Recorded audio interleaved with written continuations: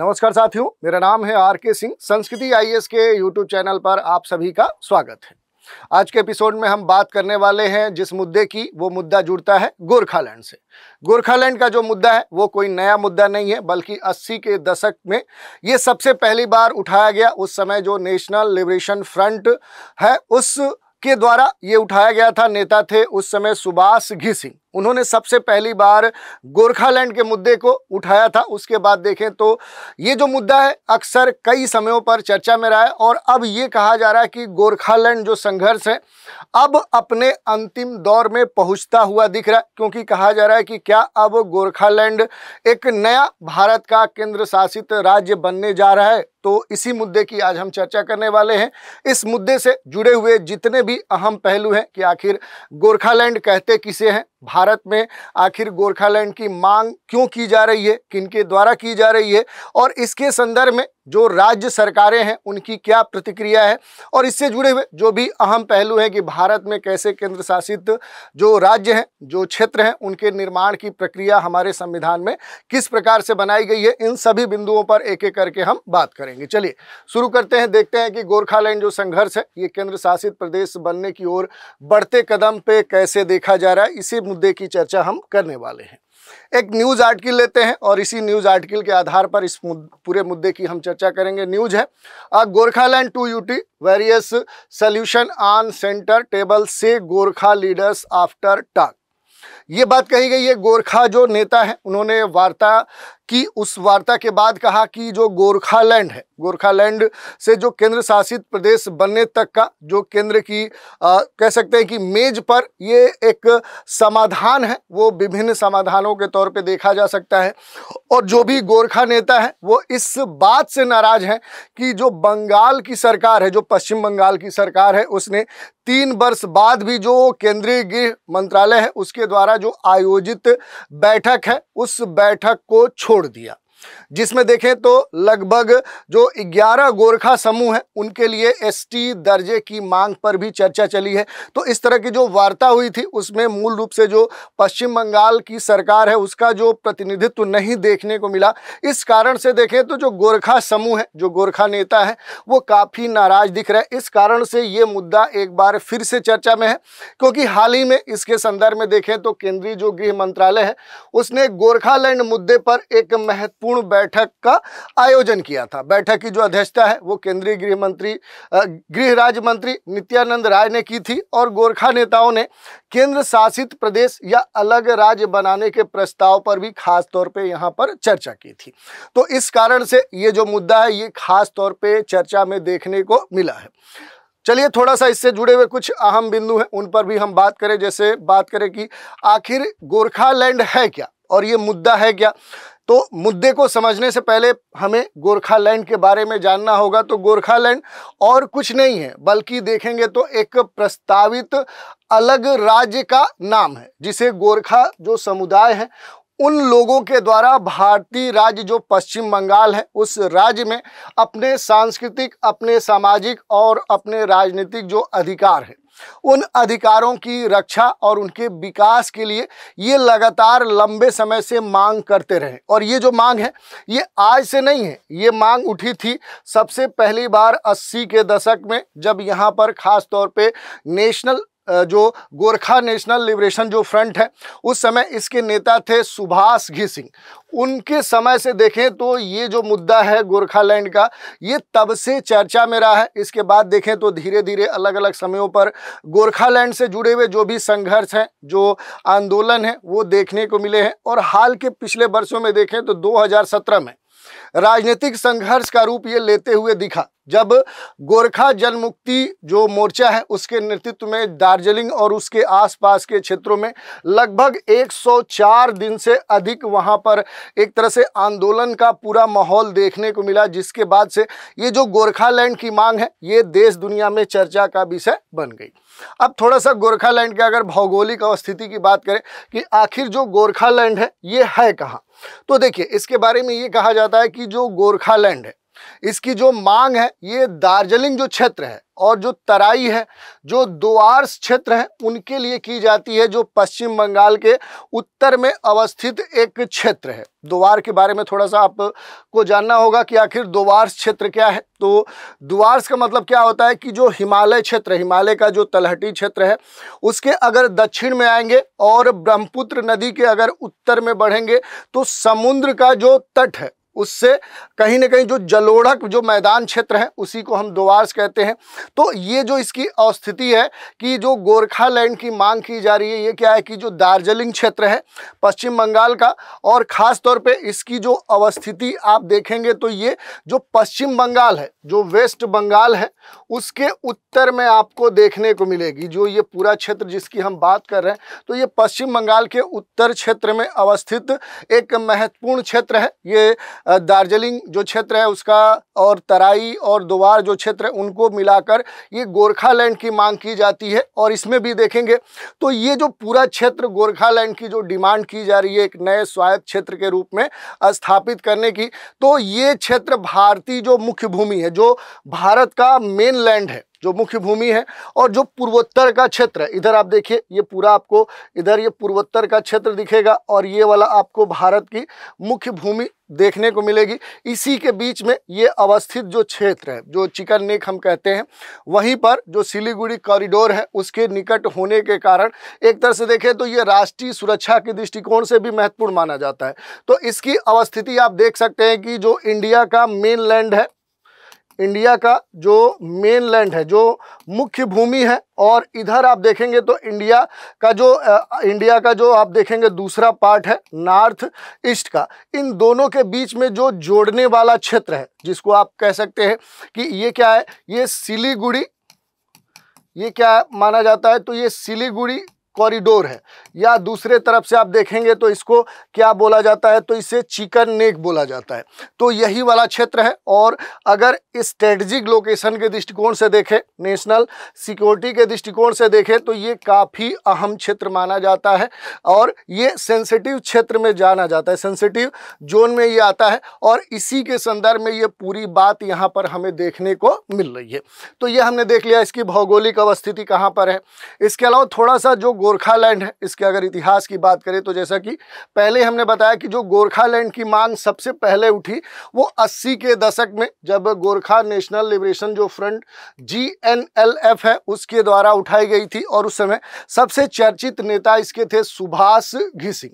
उन्होंने प्रमुख रूप से अपने नेतृत्व में इस गोरखालैंड की जो मांग है उसको उठाया था। उसके बाद देखें तो जो गोरखा समुदाय है, ये जो गोरखा कह सकते हैं कि जो कम्युनिटी है, इस गोरखा समुदाय का ये मानना है कि सांस्कृतिक, भौगोलिक,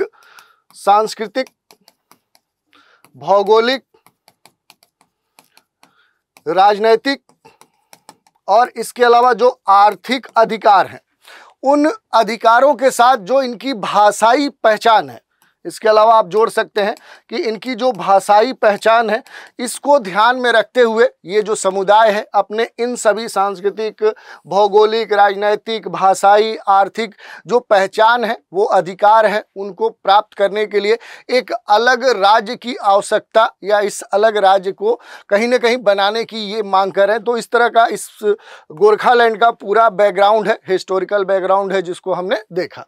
अब बात करें राजनीतिक संघर्ष की, तो इससे जुड़े जैसा कि हमने बताया कि गोरखालैंड की डिमांड को लेकर अगर हम बात करें तो 80 के दशक के बाद से कई समयों पर संघर्ष देखने को मिले। जैसे उदाहरण के तौर पे हमने बताया था कि 2017 में जो गोरखा जन मुक्ति मोर्चा है, इसके नेतृत्व में दार्जिलिंग और दार्जिलिंग के आसपास के जितने भी क्षेत्र हैं वहाँ पर लगभग 104 दिनों तक हड़ताल देखने को मिला था। और इस कारण से ये मुद्दा काफ़ी सेंसिटिव भी हुआ था और तब से ये लगातार चर्चा का विषय बना हुआ है। अब देखने वाली बात है कि वर्तमान में यहाँ की स्थिति क्या है। तो देखिए, इस पूरे डिमांड के संदर्भ में जो गोरखालैंड की मांग गोरखा समुदाय के द्वारा की जा रही है अपने अधिकारों की सुरक्षा के लिए, अपनी भाषाई पहचान के लिए, अपने राजनीतिक अधिकार के लिए, अपने आर्थिक अधिकार के लिए, तो इसमें अगर पश्चिम बंगाल की बात करें, क्योंकि पश्चिम बंगाल का ही जो उत्तर वाला क्षेत्र है, जो दार्जिलिंग तराई क्षेत्र डुवार्स जो क्षेत्र है वही क्या है कि गोरखालैंड बनाए जाने की मांग की जा रही है।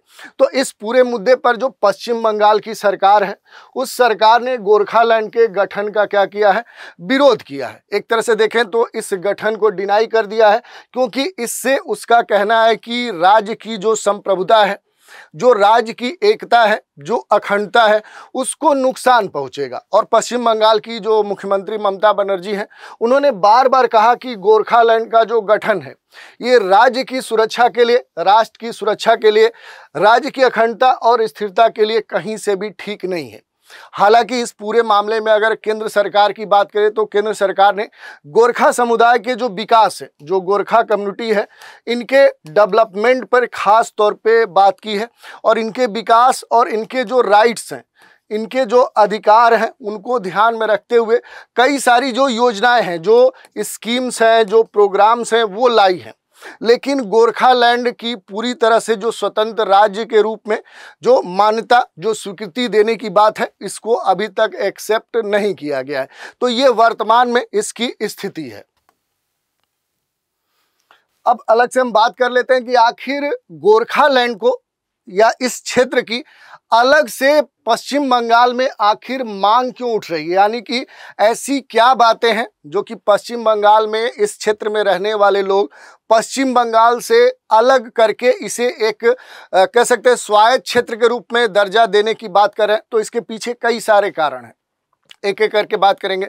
जैसे सांस्कृतिक कारण है, भाषाई पहचान की कारण है, राजनीतिक कारण है, प्रशासनिक अधिकारों की कमी के कारण ऐसी डिमांड उठ रही है, या फिर आर्थिक विकास की जो आवश्यकता है उसको ध्यान में रखते हुए बंगाल से अलग होने की जो भावना है वो इसके पीछे महत्वपूर्ण कारण है। तो ऐसे बहुत सारे कारण हैं।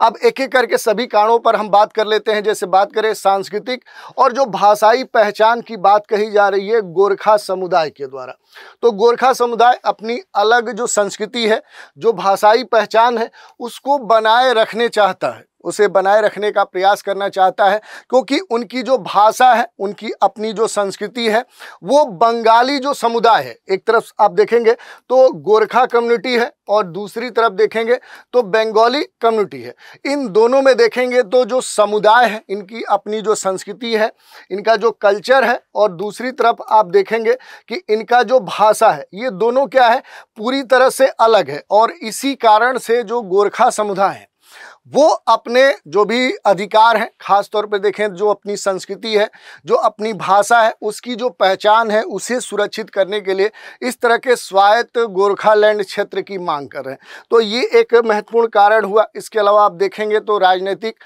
और जो प्रशासनिक अधिकार हैं, इनकी कमी ये महसूस करते हैं गोरखा समुदाय, क्योंकि जो गोरखा नेता है इनका ये भी एलिगेशन है कि पश्चिम बंगाल की जो सरकार है उसने उनकी राजनीतिक और जो प्रशासनिक अधिकार है उन अधिकारों की अनदेखी की है। वे चाहते हैं कि उन्हें अपने मामलों के बेहतर तरीके से हल करने के लिए उनका अपना एक राज्य हो, जहां पर वो अपनी बातों को, अपनी समस्याओं को, अपने अधिकार से जुड़े हुए जो भी मुद्दे हैं उनको रख सके और उन्हें न्यायोचित जो भी समाधान है वो प्राप्त हो सके। तो इस तरह की बात कही गई है। इसके अलावा आप देखेंगे तो आर्थिक विकास की आवश्यकता पर भी खास तौर पे यहाँ पर जोर दिया जा रहा है, क्योंकि जो भी गोरखा समुदाय है इनका ये कहना है कि जो गोरखा राज्य है ये बनने से क्षेत्र का एक तरह से देखें तो समग्र विकास हो सकता है, वे बेहतर सुविधाओं से जुड़ सकते हैं, अवसरों का पर्याप्त लाभ उनको प्राप्त हो सकता है। जो भी स्कीम्स है, जो योजनाएं हैं, जो केंद्र या जो भी उस समय राज्य सरकार के द्वारा संचालित होंगी, उनका वो बखूबी फ़ायदा ले सकते हैं। इसके अलावा देखिए बंगाल से अलग होने की जो भावना है वो भी इससे जोड़कर देखा जा रहा है, क्योंकि जो गोरखा समुदाय है उसका ये मानना है कि जो बंगाल की संस्कृति है, जो भाषा है, उनसे उनकी जो संस्कृति है, उनकी जो भाषा है वो मेल नहीं खाती है, और इस कारण से वो चाहते हैं कि उनका जो क्षेत्र है वो गोरखालैंड के रूप में पहचाना जाए, जिससे कि उनकी अपनी जो पहचान है वो बचाई जा सके। तो इस तरह के कई सारे कारण हैं जिसके कारण से इस क्षेत्र में गोरखालैंड की मांग बढ़ रही है। क्या है अलग केंद्र शासित बनाने का प्रावधान, क्योंकि ये हमारे लिए महत्वपूर्ण हो जाता है कि संविधान में आखिर इससे जुड़ा हुआ क्या कानून है जिसके तहत अलग से केंद्र शासित प्रदेश या कोई स्वायत्त क्षेत्र बनाया जा सकता है। तो भारत में देखिए केंद्र शासित जो प्रदेश हैं, यूनियन जो टेरिटरी होती है, ये बनाने का जो प्रावधान है ये भारतीय संविधान में इसका बाकायदा वर्णन किया गया है। विशेष रूप से देखेंगे तो संविधान में इस संबंध में कुछ विशेष जो प्रावधान है वो निर्दिष्ट किए गए हैं, निर्धारित किए गए हैं कि किस प्रकार से एक जो राज्य है या एक क्षेत्र है वो केंद्र शासित प्रदेश का दर्जा उसे प्रदान किया जा सकता है या किसी क्षेत्र को इस तरह का जो दर्जा है वो दिया जा सकता है। इसके बारे में अगर हम देखेंगे तो सबसे महत्वपूर्ण हो जाता है संविधान का जो आर्टिकल 3 है, जो अनुच्छेद 3 है वो इस मामले में सबसे महत्वपूर्ण हो जाता है, क्योंकि भारतीय संविधान का जो अनुच्छेद 3 है इसी अनुच्छेद के तहत संसद को किसी भी राज्य या केंद्र शासित प्रदेश के क्षेत्र में बदलाव करने या फिर नया राज्य बनाने या किसी राज्य को केंद्र शासित प्रदेश में बदलने का जो अधिकार है वो प्रदान किया गया है। और इसके लिए बाकायदा जो संसद है वो कानून बनाने की आवश्यकता उसे होती है और ये केवल संसद की अनुमति से ही संभव हो सकता है। आर्टिकल 3 के तहत ये बातें कही गई है कि केंद्र शासित जो प्रदेश हैं उनका गठन किया जा सकता है और जो भी केंद्र शासित प्रदेश हैं उनको राज्यों में परिवर्तित भी किया जा सकता है और राज्य के जो विभाजन है या फिर मिलाने का जो निर्णय है वो भी लिया जा सकता है अनुच्छेद 3 के तहत। इसके अलावा देखिए अब हम बात कर लेते हैं संसद के द्वारा जो विधायिका है उसके निर्माण की जो प्रक्रिया है उससे जुड़ी हुई बातें हमारे जो संविधान है उसमें क्या उल्लेख किया गया। तो देखिए जब किसी भी राज्य को केंद्र शासित प्रदेश में परिवर्तित किया जाता है और फिर नया केंद्र शासित प्रदेश बनता है तो जो संसद है, जो अपने देश की पार्लियामेंट है, वो उस क्षेत्र के लिए एक कानूनी प्रावधान का निर्माण करती है और इससे क्या होता है कि उस क्षेत्र के लिए जो भी प्रशासनिक, राजनैतिक, कानूनी, आर्थिक जो भी स्थिति है वो पूरी तरह से क्लियर कर दी जाती है। और केंद्र शासित प्रदेश के लिए विधानसभा हो सकती है या फिर नहीं हो सकती है, ये भी किसके ऊपर डिपेंड करता है, तो ये भी जो संसद है उसी के निर्णय के ऊपर डिपेंड करता है। जैसे उदाहरण के तौर पे आप दिल्ली देखेंगे, पुडुचेरी देखेंगे, इनमें विधानसभा है जबकि चंडीगढ़ और दमन दीव में विधानसभा नहीं है। तो ये किसके ऊपर डिपेंड करता है कि उस केंद्र शासित प्रदेश का अपना विधानसभा होगा कि नहीं होगा, तो ये किसके ऊपर डिपेंड करेगा, तो ये संसद के ऊपर ही निर्भर करता है। इसके अलावा देखेंगे तो इसके लिए राष्ट्रपति की जो सहमति है वो सबसे अनिवार्य हो जाती है, क्योंकि किसी भी नए केंद्र शासित प्रदेश का जब गठन है तो गठन से पहले राष्ट्रपति की जो सहमति है वो प्राप्त की जाती है, जो संसद के प्रस्ताव पर हस्ताक्षर करता है। इसके बाद देखें तो जो राष्ट्रपति है उसके पास ये अधिकार होता है कि वो किसी भी क्षेत्र को केंद्र शासित जो प्रदेश है वो घोषित करने या कोई बदलाव करने के लिए संसद के प्रस्ताव पर सहमति दे। तो ये अधिकार अपने देश के प्रेसिडेंट यानी राष्ट्रपति के पास दिया गया है। इसके अलावा अगर देखेंगे तो राज्य के जो भी विधायी अधिकार हैं उनके अगर नियंत्रण के बारे में देखें तो जो केंद्र शासित प्रदेश हैं वो प्रदेश बनने के बाद जो भी संबंधित क्षेत्र है उसका जो प्रशासन है, जो नियंत्रण है वो किसके अधीन चला जाता है, तो फिर वो सेंट्रल गवर्नमेंट के पास चला जाता है, केंद्र सरकार के पास चला जाता है। हालांकि कुछ ऐसे मामले होते हैं जिसमें जो राज्यपाल है, जो लेफ्टिनेंट गवर्नर है, उसको भी प्रशासनिक शक्ति प्रदान की जाती है। तो ये सारी बातें हमने देखी कि कैसे केंद्र शासित प्रदेश के बनाने की जो प्रक्रिया है उसका हमारे संविधान में क्या उल्लेख है, किस अनुच्छेद से ये जुड़ता है, इन सभी बातों पर हमने बात की। अब बात कर लेते हैं कि जो नया केंद्र शासित प्रदेश है, इस प्रदेश के बनाने की जो पूरी प्रक्रिया है वो कैसे चरणबद्ध पूरी होती है। तो देखिए ये कई चरणों में पूरी होती है। जैसे अगर देखेंगे तो संसद का जो प्रस्ताव है, सबसे पहले क्या होता है कि किसी भी क्षेत्र को केंद्र शासित जो प्रदेश है वो बनाने के लिए संसद में प्रस्ताव लाया जाता है, प्रपोजल लाया जाता है। और ये जो प्रस्ताव है ये आम तौर पे गृह मंत्रालय के द्वारा क्या किया जाता है, ये तैयार किया जाता है। तो जो होम मिनिस्ट्री है उसके द्वारा ये जो प्रस्ताव है ये तैयार किया जाता है। इसके बाद देखें तो संसदीय जो अनुमोदन है उसकी आवश्यकता पड़ती है और इसके लिए संसद के द्वारा उस प्रस्ताव को क्या किया जाता है कि मेजॉरिटी से क्या किया जाता है, फिर पास कर दिया जाता है। इसके अगले चरण में देखें तो प्रेसिडेंट की बारी आती है, जो राष्ट्रपति हैं उनके मंजूरी की बात आती है। फिर ये जो प्रस्ताव है ये कहाँ पर पहुँचता है, तो ये राष्ट्रपति के पास पहुँचता है कि क्या वो इसके लिए मंजूरी, इसके लिए सहमति दे रहे हैं। जहां से राष्ट्रपति इसे मंजूरी देते हैं और उसके बाद फिर क्या होता है कि कानून की अधिसूचना की बारी आती है और राष्ट्रपति की मंजूरी के बाद ये जो कानून है ये कानून के रूप में अधिसूचित किया जाता है, जिससे वो जो क्षेत्र है वो केंद्र शासित प्रदेश के दर्जे के रूप में क्या हो जाता है, वो नामित हो जाता है। तो ये पूरी प्रक्रिया होती है किसी भी नए केंद्र शासित प्रदेश बनाने की जो प्रक्रिया है। एक प्रश्न भी देख लेते हैं। प्रश्न है, केंद्रीय गृह मंत्रालय के द्वारा गोरखा मुद्दों पर बुलाई गई जो बैठक है उस बैठक में निम्नलिखित में से कौन से विषय पर चर्चा की गई है। अलग अलग विषय दिए गए हैं। गोरखालैंड के अलग राज्य के गठन के लिए जो समाधान है उसकी बात कही गई है।